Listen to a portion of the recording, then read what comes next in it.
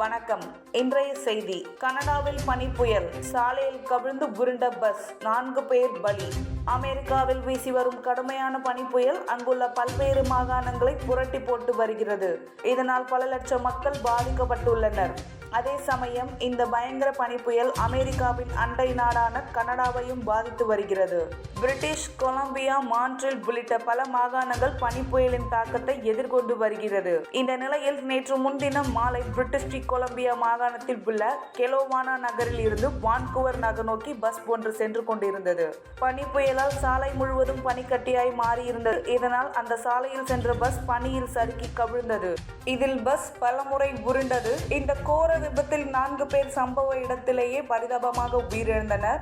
மேலும் 50க்கும் அதிகமானோர் படுகாயமடைந்தனர். அவர்கள் அனைவரும் உடனடியாக மீட்கப்பட்டு சிகிச்சைக்காக ஆஸ்பத்திரியில் சேர்க்கப்பட்டனர். அவர்களில் பலரது நிலைமை கவலைக்கிடமாக இருப்பதாக தகவல்கள் தெரிவிக்கின்றன. நன்றி, வணக்கம்.